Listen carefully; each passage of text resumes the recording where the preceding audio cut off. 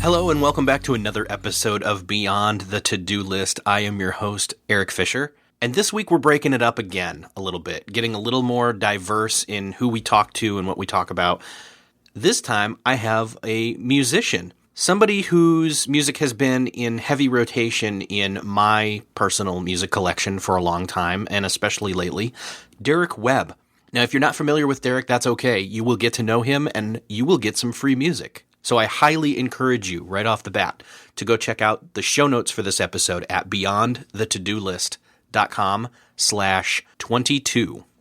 Derek and I talked about the 20 years that he's been a musician, 10 of those in a folk rock band, the other 10 as a solo artist. We also talk about the time before that, his superhero origins of his passion and gift for music, and the moment that he knew he was good at it. Also, how he and his wife, Sandra McCracken, managed their lives as full-time parents, as well as both being full-time solo artists. We also talk about the catalyst experiment that led to his involvement and co-creation of the noisetrade.com business, and why it's very smart viral marketing and goodwill creating for bands these days to use that tool as part of their overall marketing effort, as well as building their fan base and communicating with their tribes. We also talk about Derek's last two projects, his album Control and his other project, Sola Me, and how they start a conversation about technology addiction. And then we touch a little bit on what Derek is doing right now, working on his next album coming out this year called I Was Wrong, I'm Sorry, I Love You. So anyway, I'm really excited for you to hear this interview.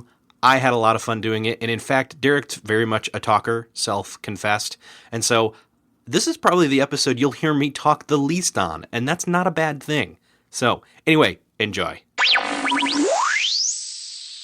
Well, this week I'm talking to musician Derek Webb. He's been a musician for 20 years. First 10 in a mid-90s folk band called Cabin's Call from Texas, and then the second half as a solo artist, folk singer, songwriter who has been less concerned with categories, or being categorized, I should say, and then is also married to solo artist Sandra McCracken. Welcome to the show, Derek. Thanks, man. Great to be with you. Is there anything you want to add to that bio? We stay pretty busy, so if I start trying to say it all, boy, we'll be here all day, me just trying to name off every random thing. I mean, I'm just grateful 20 years in to still have a job. Right. I mean, it's been actually longer than that. I mean, if you think about it, you've been involved with music, or at least in love with music, maybe, since you were a young kid. And didn't that kind of start with your brother? Yeah. Wow, that's amazing that you would know that. So my mom was like really super musical. She was just a really gifted pianist, and she studied under an amazing pianist in Tennessee, and she was kind of mentored.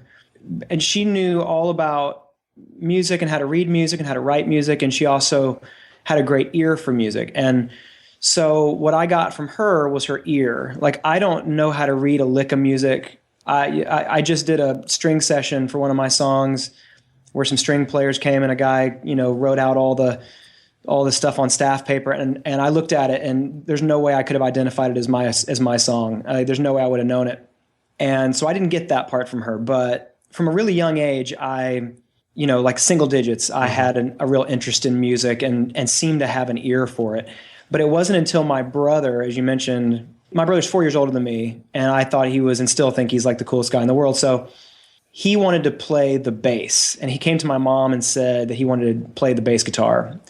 And my mom said, well, he could do that, but you got to take guitar lessons first. I'm not going to have you just learn how to play bass. You need to learn how to play like guitar first, and then you could move to bass. And he kind of wasn't interested. Almost immediately, same conversation, he wasn't into that. So he left the room. I overheard the whole thing, and I kind of sheepishly snuck over and said, well, I'll take it. I'll learn how to play the guitar. And so I think I took one lesson, during which I got a book that had all the chords, pictures, and names of all the chords in it. And the lesson itself, even at 6 years old, that lesson seemed to be kind of a waste of time.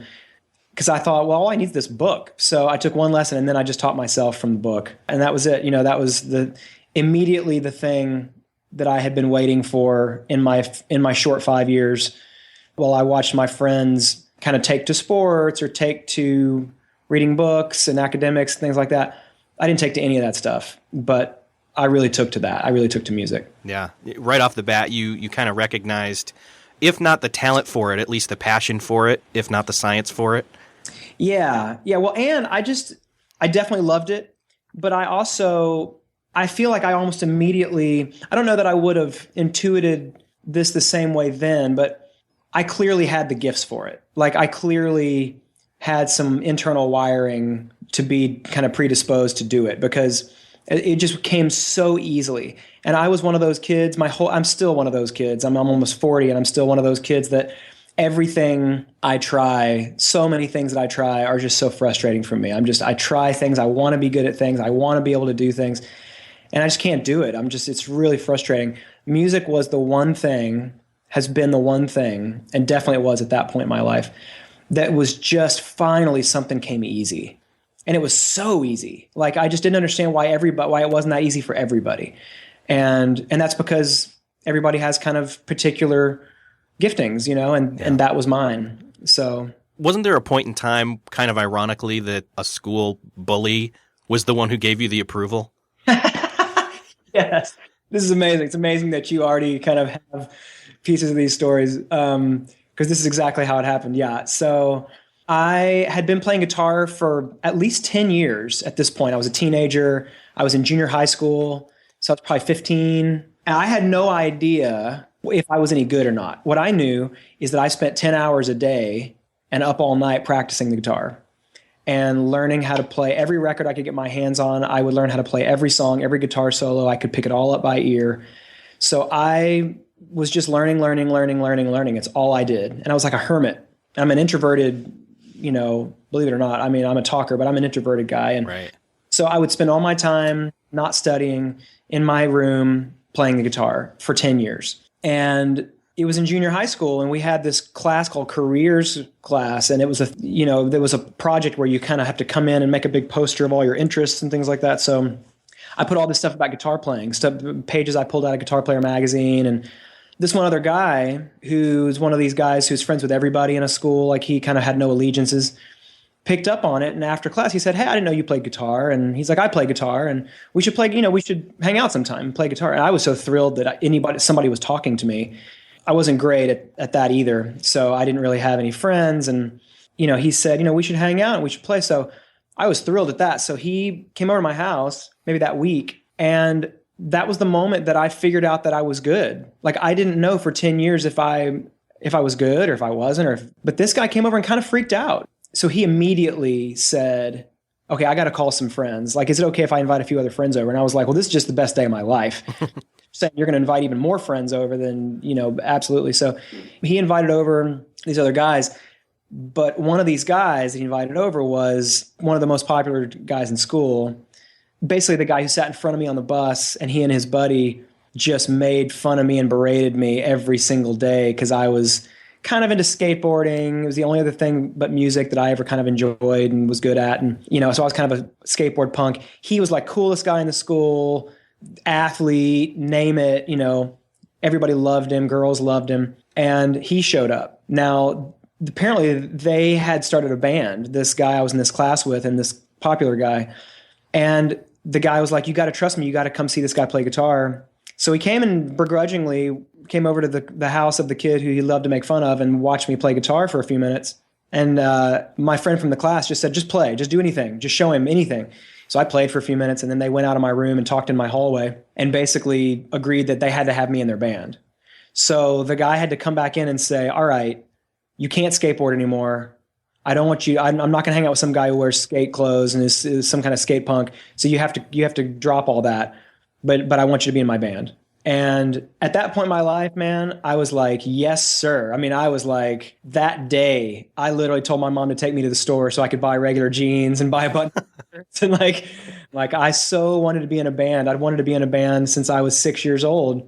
And none of my friends knew how to do anything yet, so that was a big deal. That changed everything. And so and we wound up all becoming really good friends. And, and it was pretty serious. We recorded some music. We played all over Houston, and, that was a big deal for me. Yeah. So then you're playing in this band. You've always wanted to be in a band. You've kind of figured, hey, something's happening here. Graduate high school, which I know for you, like me, was like, whoa, I actually graduated high school. Then you're moving into, and you did like what, a semester of college and met up with the guys from Caedmon's Call? Yeah, so I wound up, I was in a really, really great band, a different band, but I had gone, the only other band I'd been in, and it was as serious as the first, and we were better than that band. It was I was with much older guys, college guys, my senior year of high school, or my junior year of high school. And that got me in a little bit of trouble. We got into, basically that band broke up because we got into a really bad car wreck on the way. We were playing a show in Waco at Baylor University, got into a car wreck that totaled my buddy's truck and damaged a bunch of the gear. And I wound up in the hospital with stitches and almost flew out the windshield. And it was like really dramatic. And they broke up our band is the bottom line. And so by the time I graduated high school, I wasn't in a band. I didn't really know what to do at that point because my social structure was gone because I wasn't really going to college because I barely got out of high school. So there's no way I was thinking about college really.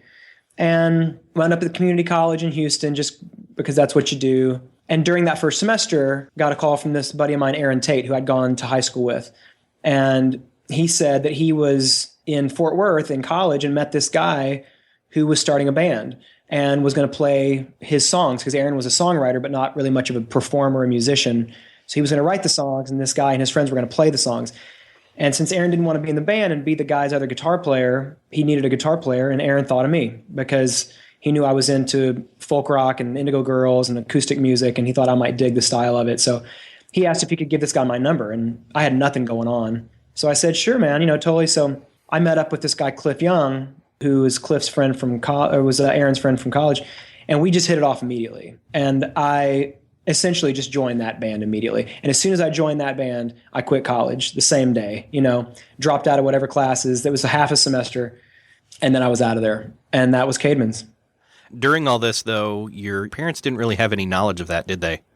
Yeah, they didn't know that I had joined the band until the end of that school year, and they thought that I was still going to college. My brother, who I had moved in with just to have some kind of college experience, I was going to the community college, but he was in med school.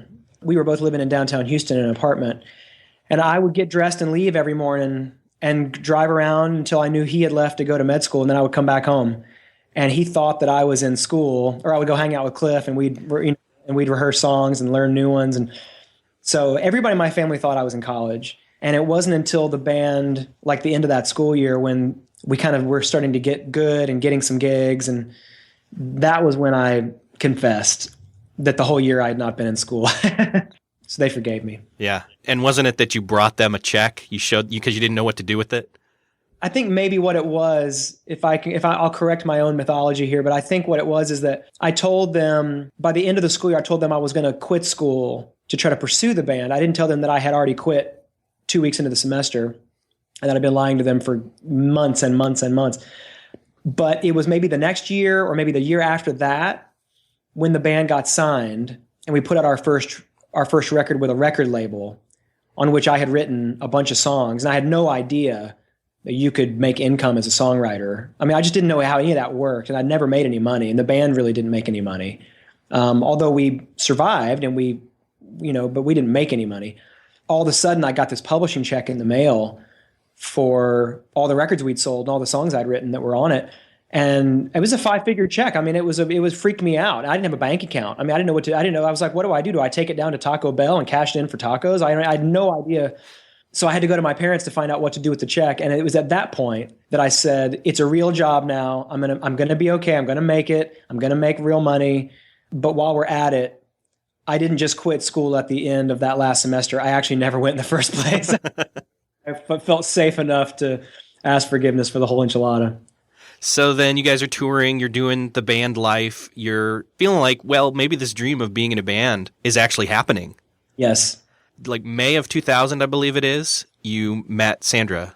Yep. So the band was a great job for 10 years, and we grew up together. I mean, going from being 18 to being 25, 26 years old, growing up on a 40-foot bus with, 6 people it goes beyond just becoming best friends. I mean, it was like family in all the best and the worst ways. We'd had a decent amount of success, and we had the luxury of creating an environment around ourselves where we kind of created our own reality a little bit. So relational patterns, things were kind of allowed to go on that probably were not super normal. And so it was when I met Sandra, which is when Caedmon's was in Nashville working on a record, and Sandra lived in Nashville, had graduated from college in town, and was making her living as an indie artist, and had put out her first record and was gigging around town. And we just inevitably, as we were meeting different musicians in town while we were here working on the record, ran into her and got to see her play and stuff. And I just fell for her immediately. So as she kind of came into our little insulated reality and world that we created around ourselves for 10 years, she was kind of like, so do you know that this is crazy? Do you know that the way that you guys relate to each other is completely insane and completely probably really unhealthy? Like, do you know that? Is it always like this? Or do you guys just do it, but you're doing it? And I was like, what are you talking about? I had no idea what she was talking about. So it was good. Like, I think it was a really 10 years in, man. I mean, I think it was a really good disruption for her to kind of come in and pull the roof off of it a little bit. And it was time for me to become a grown up, and some of those relational things needed some disruption. And so that was healthy. It was really good. That's probably the reason that I'm still so close with everybody in that band today, is because we didn't keep going the way we were going. We were just still acting like kids, and we weren't kids anymore. And she helped me to kind of see that. But it went beyond that. It was really more that something about having somebody commit to you and love you in a particular way that just makes you brave. It just gave me a certain measure of courage I'd never had before. And suddenly things that I had been seeing for 10 years in this band as we traveled around, but never wanted to write songs about for fear that it could like be a disruption in the band's ability to make a living, because I would be talking about things that I was seeing in churches and places where the band was getting to go that most people don't get to go, and see things most people don't get to see. And suddenly I thought, somebody needs to talk about this. There's things that need to be talked about, because some of this stuff isn't right. And I had that stuff in my head for a long time. It was never brave enough to write those songs. And not till I met Sandra that I feel like I could and should write those songs. And that was a major shift. And all of a sudden the tone of the songs, the content of the songs changed. And that wasn't something Caedmon's was really interested in 10 years into a career, and defending a particular calling that the band had and a particular position that the band had built. They weren't interested in risking their reputation to sing some of these songs, but I was. And they understood that. And that's when we kind of split. And it was very amicable. Like, they understood that it was clearly important for me to go sing these songs, but they knew that they needed to protect something that they had built. And I understood, and they understood. And so it felt more like them sending me out. It didn't feel like us breaking up. It really did feel more like, you need to go out and do that. We want you to.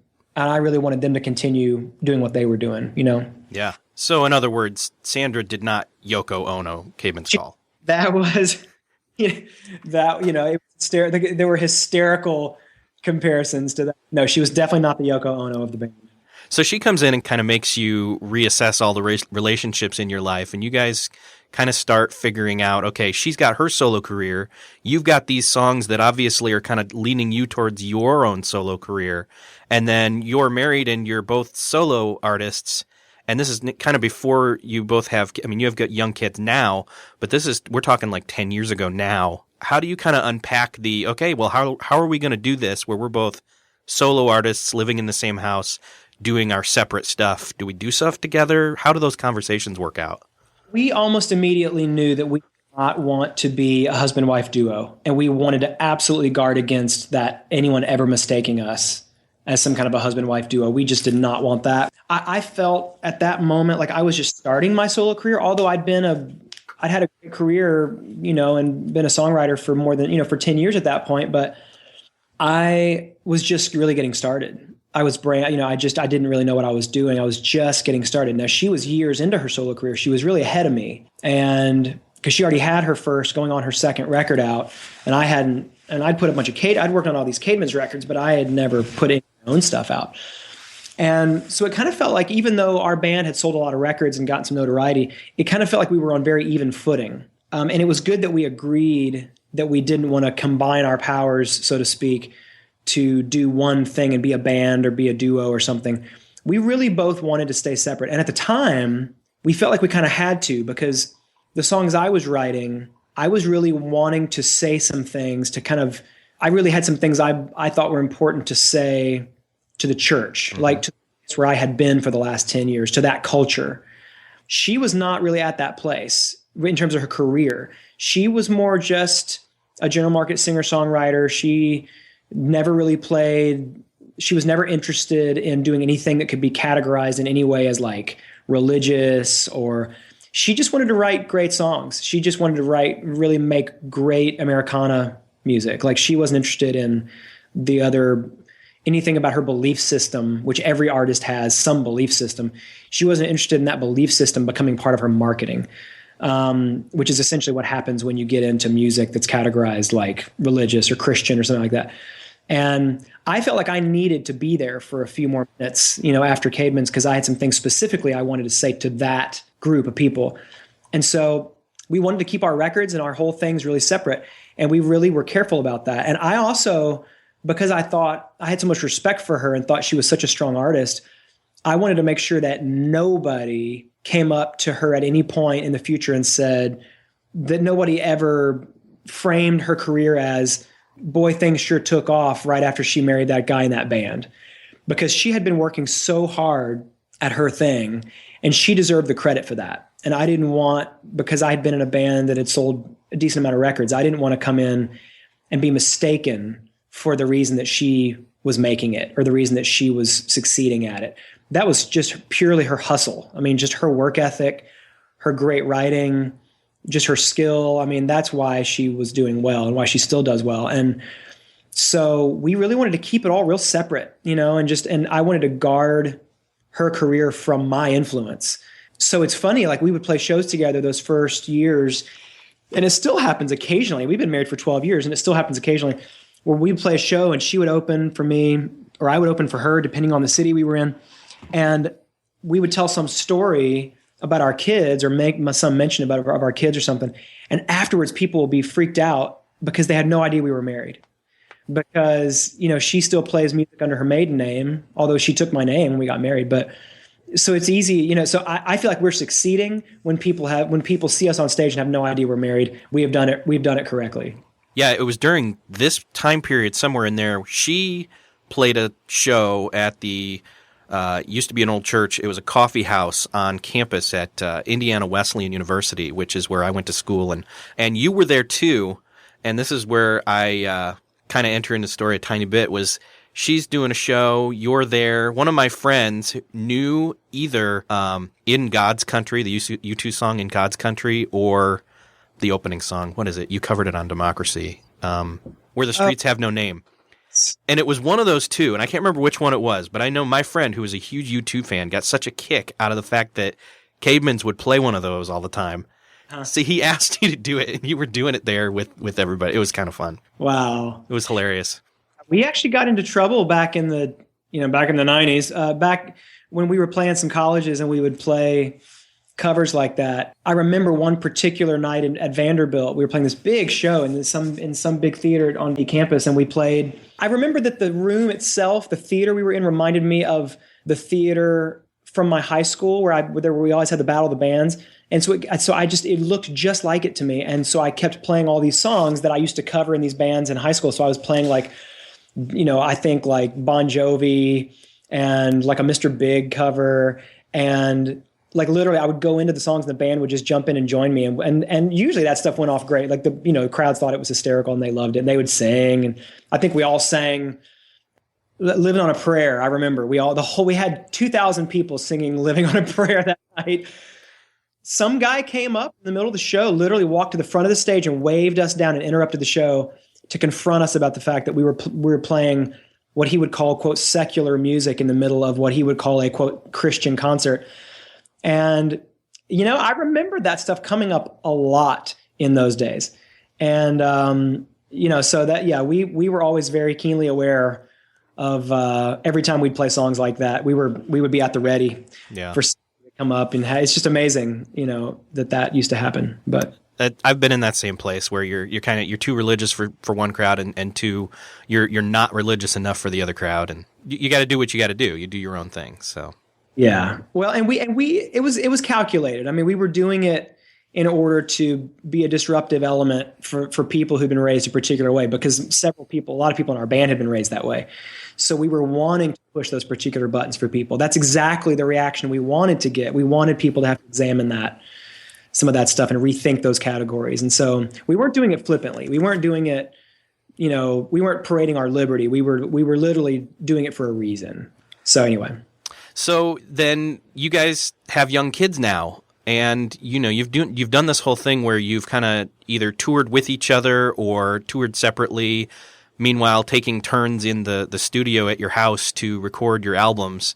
How do the kids work into it? How do you, in other words, as I just recently, the other day, watched the making of Desire Like Dynamite, your wife's brand new album, she talks a little bit about you guys working collaboratively from start to finish and how you maintain your family rhythms as you're doing that. Can you speak into that a little bit?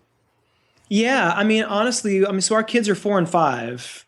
So this is something we're still very much figuring out. But the thing that's great about our job, the job we both have in music, is that it's very, very flexible, which is really good for this particular season of life, because our kids being so little, they're just starting into a little bit of school, but they've never, ever been in any kind of social structure. Like they've never gone to in a daycare or they're just with us all the time. And we have this great luxury that I'm sure every parent wishes they had. We're so grateful. We're with our kids almost all the time. And when we tour, we've toured with them. And when they were infants, we had them, we would put a pack and play in the back room of a bus and they toured. I mean, we always toured with our kids.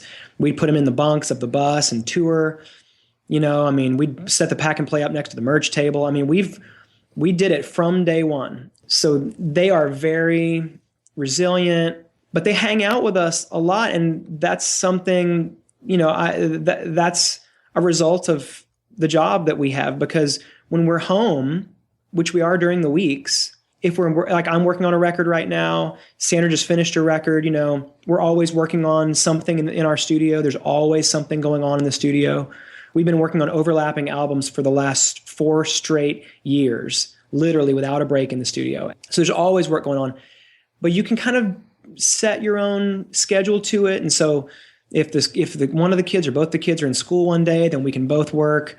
If one is, then we'll trade off depending on whose record we're working on. And like we have been splitting weekends recently where she will have gigs and have to go travel for 3 or 4 days, and I'll be home with the kids, and I'm very comfortable doing that. And then we'll switch, like April, May, I'll be back out on the road touring, and she'll be home on the weekends with the kids, but we're both home during the weeks. And I think what it comes down to is that the rhythms, as you said, are different in terms of the blocks of time that we are home, when we're home, and things like that. But really, when it breaks down to hours, it probably works out around the same as most people's jobs. I mean, except rather than leaving my kids 8 hours a day, 8, 9 to 5 days a week, I'm home with them, and then I'll leave for 3 or 4 days in a row, and I just pack all those work hours into overnights, go do them all at once, and come home.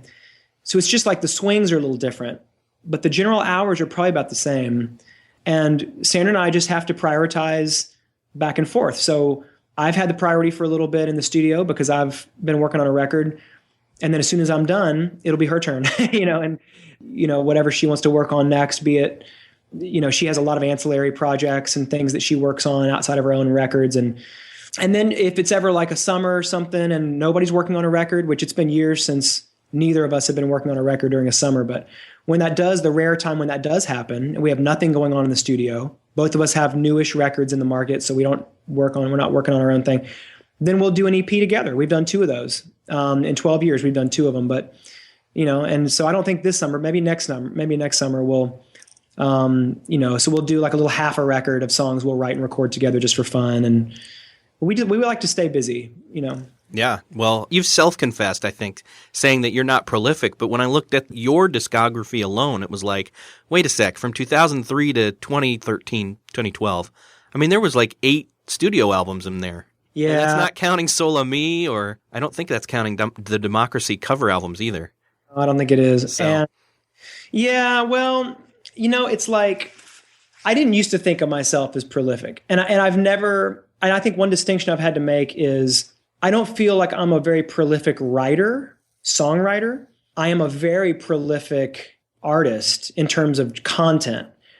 But see, that includes, which is to say, I stay in the studio all the time. I'm constantly generating content. But the Democracy records were collections of cover songs, so I didn't write any of those. The writing has usually been the harder part for me. That's what takes longer. It's harder. It requires a different level of intentionality. I'm the kind of guy who wants I need a big picture. If I'm writing songs, I need a big picture of why I'm writing the songs and what they're about, how they relate one to the other. What is the big thing I'm saying with these 10 songs? I'm not saying 10 things. I'm saying one thing. I'm taking 10 songs to say it. So I don't just randomly write songs. I write songs when it's time to write songs, which means I'm making an album. And when I'm not making an album, I don't write. So I'll go for 8 straight months, 12 straight months and not write one song. That's why I don't feel prolific. In that time, I'll be producing other projects. I'll be doing remix albums for other artists. I'll be doing cover, I'll be recording all kinds of other things. So as a producer, I have to accept the fact that I am very prolific. There's a lot that comes out of our studio. As a writer, I feel more prolific in the last 12 months to the current day than I ever have in my career. I'm having a real boom right now in terms of songwriting, just in sheer volume. But this is the first time in my whole career that I've felt even slightly prolific as a writer. Well, I mean, yeah, I would have to say that myself, coming in myself into being a fan or what I consider to be, part of the Derek Webb tribe with The Ringing Bell was when I came in. And since then to Stockholm Syndrome and Feedback and, I mean, Sola Me, Control, and now the new record. I mean, that's those 3 things that you have worked on and released or are working on now have been like the most, not to mention you just worked on Sandra's album. Like that activity, like I've seen constant activity from you, which is great. So it has been.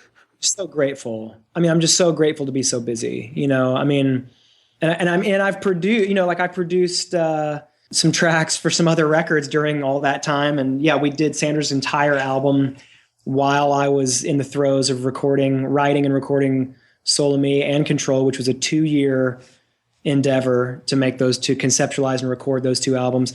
And literally the first week that I was touring Control, which is right after it came out, I started writing for the record that I'm almost finished recording now.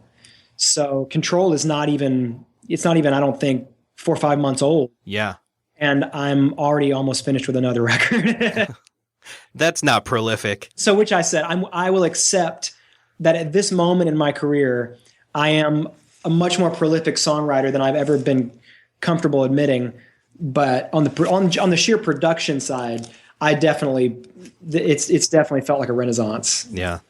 Well, you've not just been so busy with the creative side of it, you've also been so busy with the business side of things, with Noise Trade, and that, I think, probably has to, with the data that you've gotten from Noise Trade, I have to assume that that's really also freed you and Sandra, as well as all the artists that are on Noise Trade, up to really manage their time much better as well. Can you talk a little bit about what were the circumstances or thoughts that led to that initial experiment that then was a catalyst for the creation of Noise Trade? Absolutely. Well, so my being a hyper niche artist, I mean, I am just a niche inside of a niche. I mean, and like what I do is not for everybody, but it's very much for a select group of people. And that's just the way, that's just what I do. And so I've never been super commercially ambitious, creatively very ambitious, but not very commercially ambitious. I know I'm not going to sell 500,000 records. I know I'm not going to be one of these big, I'm never going to chart on iTunes. And I'm comfortable with that. I'm fine with that. I make a great career, never having to do any of that. But some years ago, I had this record called Mockingbird that came out. And this was the first record of mine that I did have a bit more ambition because it was political. It just had some themes on it that I felt as though there were people who would resonate with this album who I know are not paying attention, who don't know anything about me and are not paying attention to the kind of marketing that the label, typically does. And so the record came out. It was received really well by my tribe, who are, just kind of a small but vibrant group who just support me no matter what. And no matter how much marketing money is spent, they'll buy the records. And so they bought it.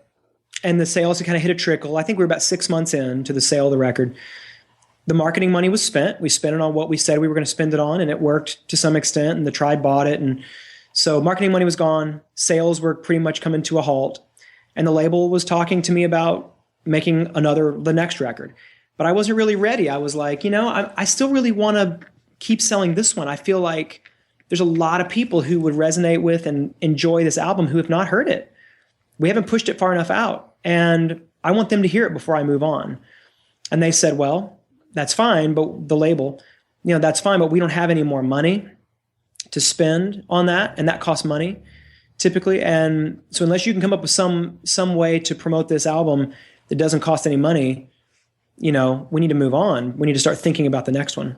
So my manager and I, Sandra and I, all started to kind of think about it, kick ideas around. And I don't know how it really happened. I don't really remember. I remember when it crystallized, Sandra and I had been talking circles around it. We were driving home from some gig, and we were at a Cracker Barrel. And we were sitting at the Cracker Barrel.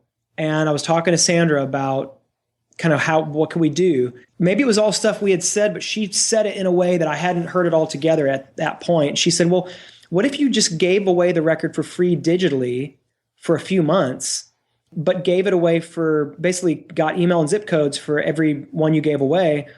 But then you also asked everybody who downloaded it to tell 5 people about it as part of the requirement to get it. And that way it self-promotes. It's like a viral. And here's the thing. You got to remember, 6 years ago, or whenever this was, it was crazy to give music away for free. It was insane. Nobody had done it. Radiohead hadn't done it. Prince hadn't done it. Nobody had done it. So there was no precedent for this. And it was really pretty insane. Like everybody thought you're crazy to do it. But then she was like, because that way, if you give it away for free, the people who would get it for free are people who would not have bought it. You're not losing any money because those people wouldn't have bought it because they're not buying it now. They're never going to hear about it. The only way they're going to hear about it is if their friends tell them about it. And so that's how this would work.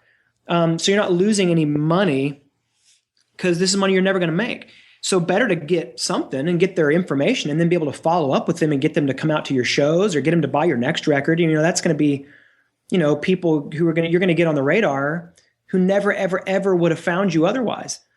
And that made sense to me. And, so we talked about it. I went to the label who were owned by Sony and said, would you let us do this?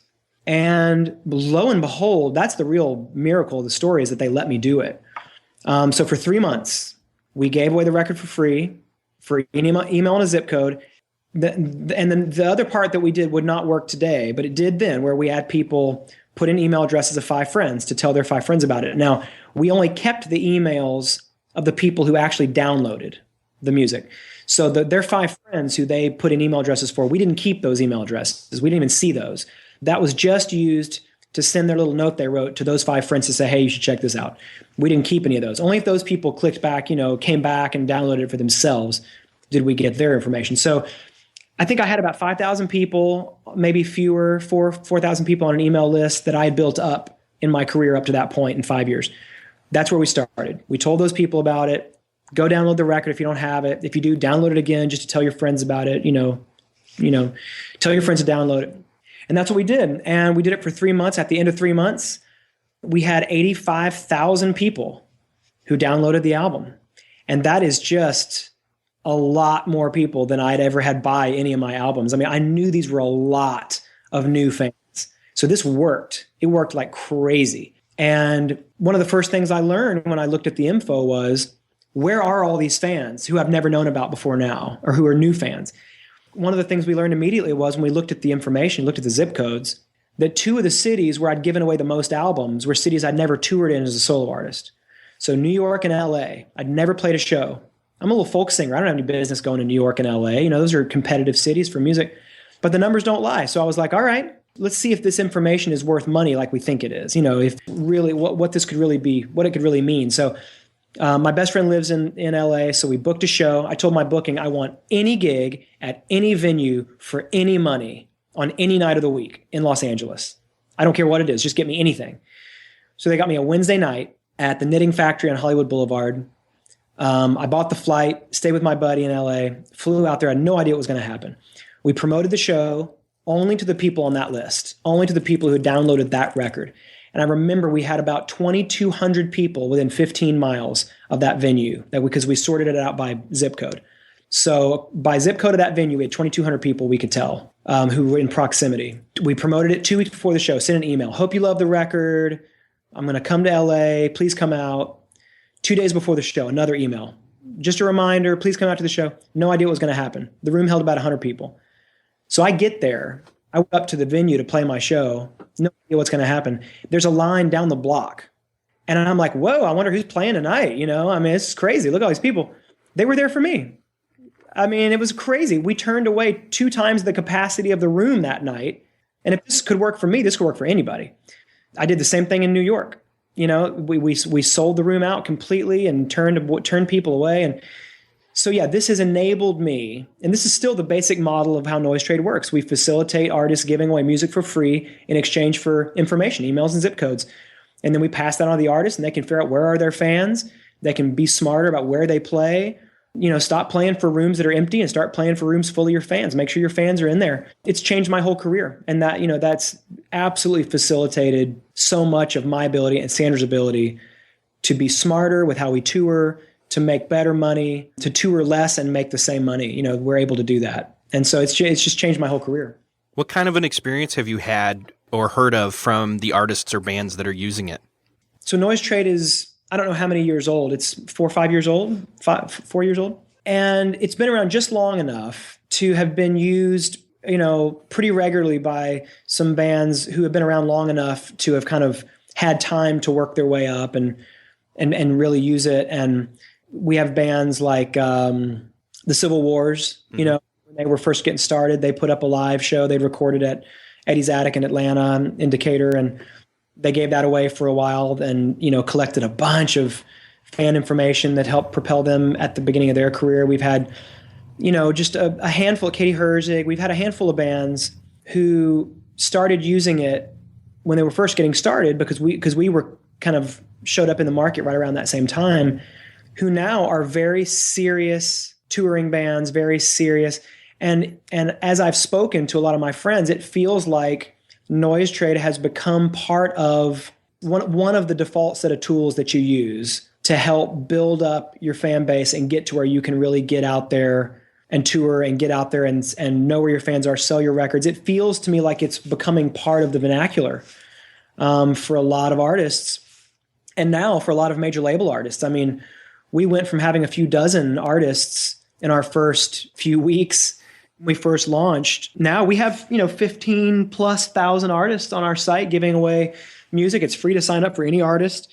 And, you know, we give away, you know, 300,000 or 400,000 full albums a month.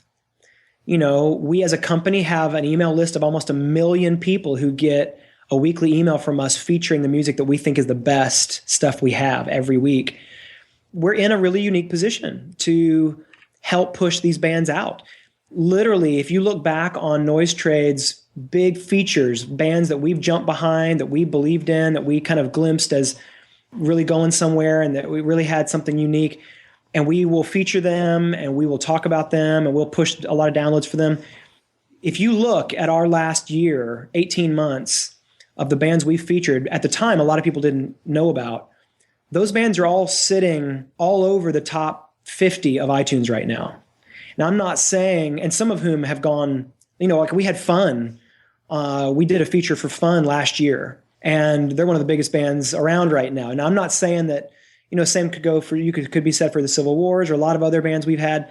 And I'm not saying that that was Noise Trade's doing. What I am saying is I feel as though Noise Trade has become part of the tool set that a lot of bands are using. It's one of a handful of things, but it is consistently one of a handful of things that these bands are using to really propel themselves to where they are now. And I think we've played some role in that, and I could not be more proud, you know, of our little company. I mean, it's like we don't have a CEO, we don't have an office, we are just a little fledgling, you know, bootstrap startup, but we're profitable. and we've survived 5 years with VC-backed competition, and I'm just couldn't be more proud of our little company. Yeah. Well, I mean, it's definitely tapping into the ability to take, the mixtape and the passing it to your friends to the next level because of the technology and how that works itself into culture. Speaking of technology and culture, I'd love to touch on your last album/albums, Control and Soul of Me, a little bit with how they talk about culture and technology. Yeah.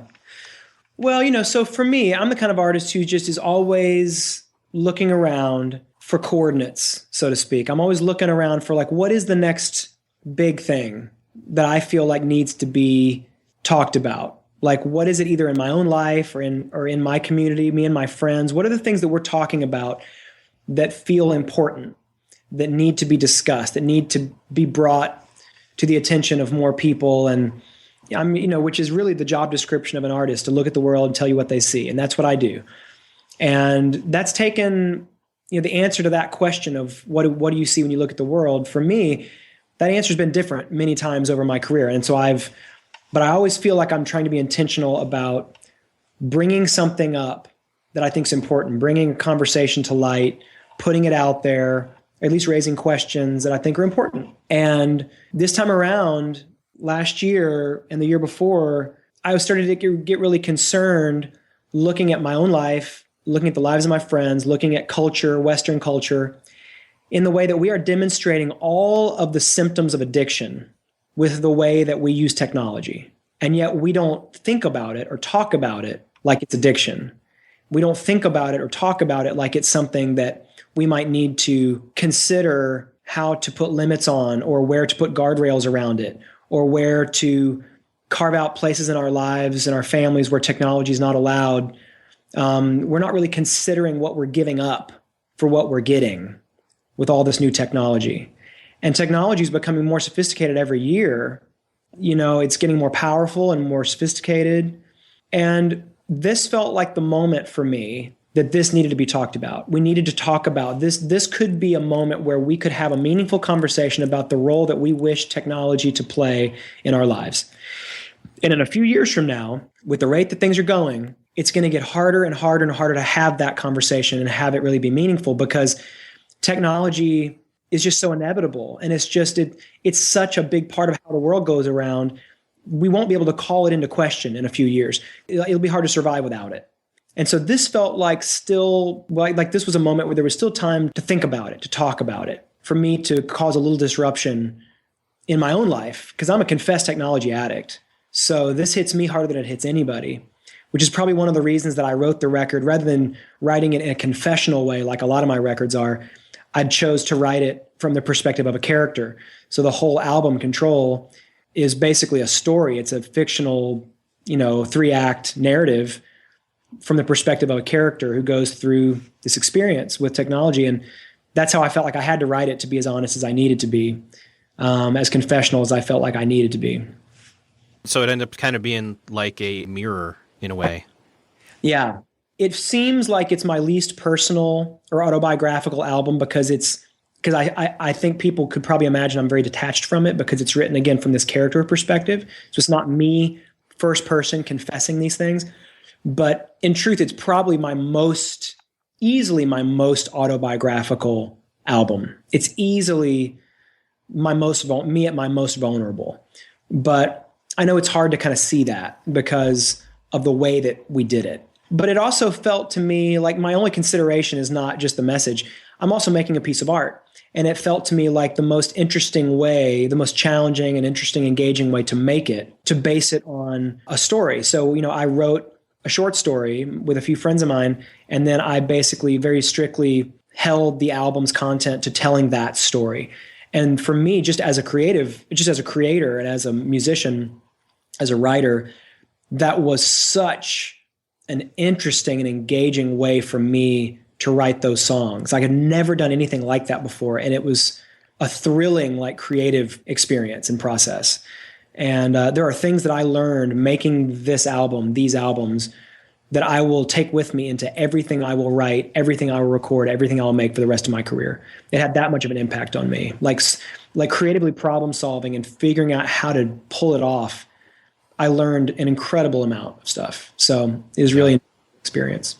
I could go on forever talking about how Control and Solo Me fit together. You've got a great blog post that kind of parses that out a bit, as well as a link to go get the short fictional story of both albums, as well as where they can download the Solo Me album for free.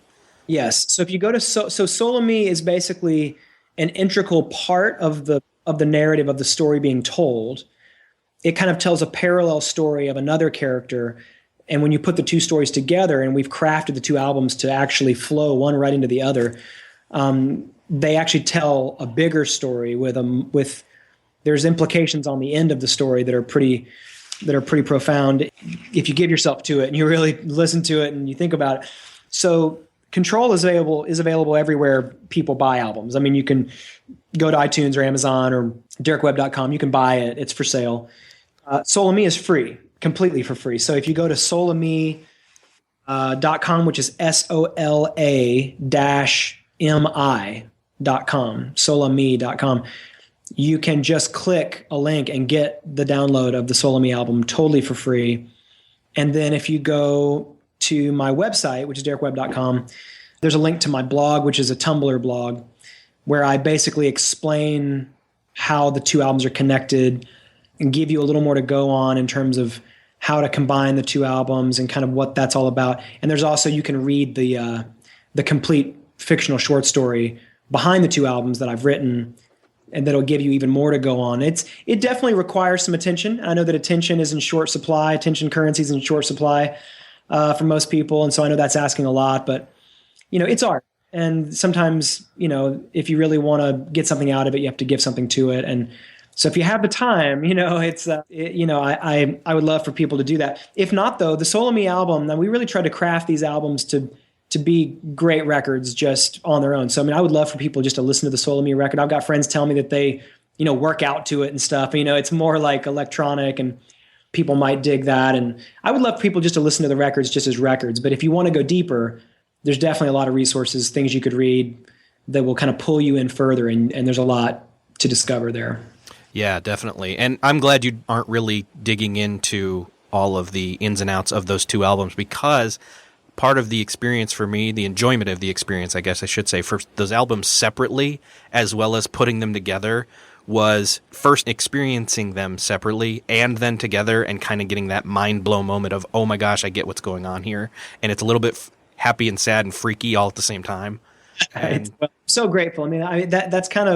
That's how we hoped to craft the whole project, was that people could love and connect with the albums individually and understand them on their own. And then if they were willing to invest what was required in terms of time, that they'd be able to discover this connection and suddenly realize that both albums change each other.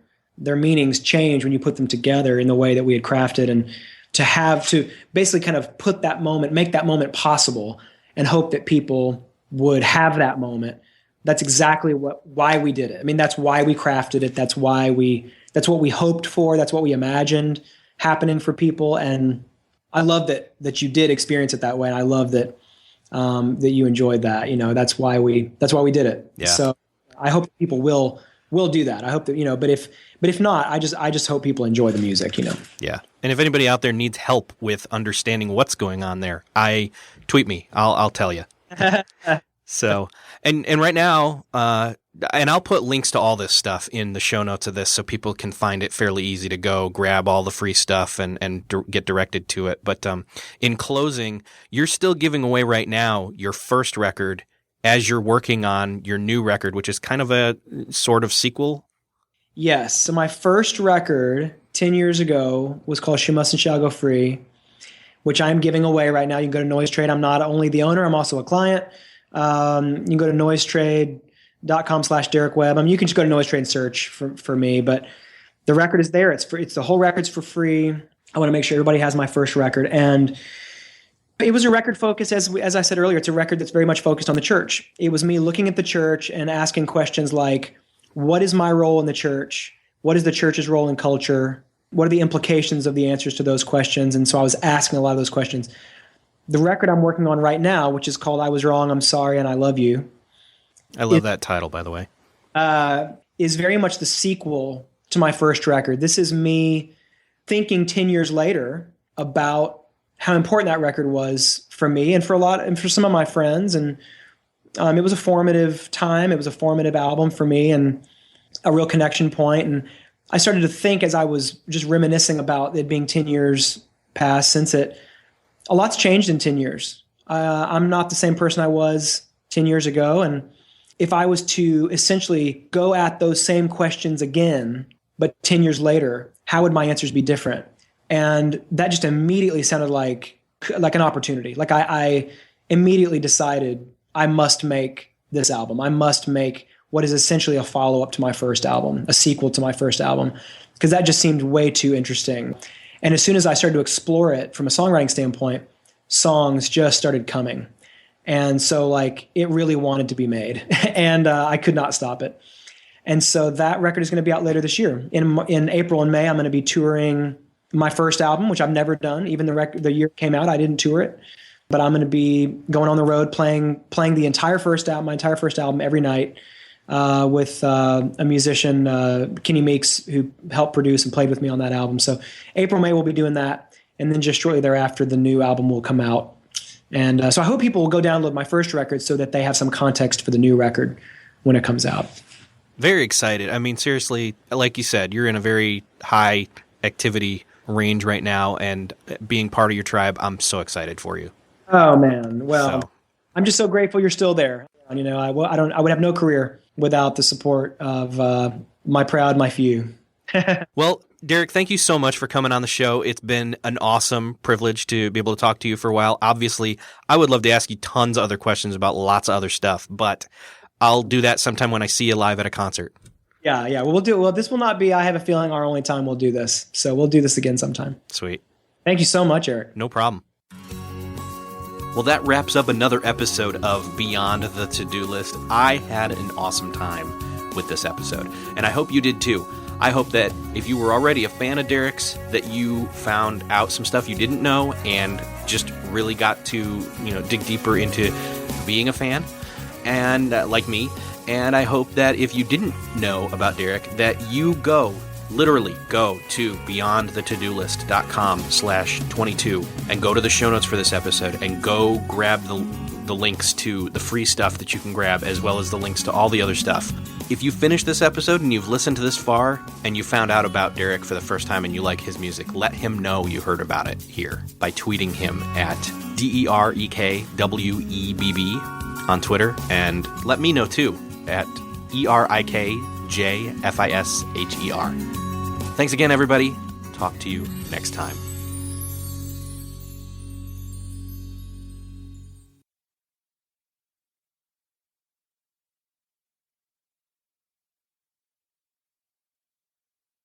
Beyond the To-Do List is a proud member of Noodle Mix Network at noodle.mx. Find more great podcasts like How to Podcast, Clean Comedy, Once Upon a Time, Christian Worldview, and more at noodle.mx. Think, laugh, and succeed by subscribing to our podcasts at noodle.mx.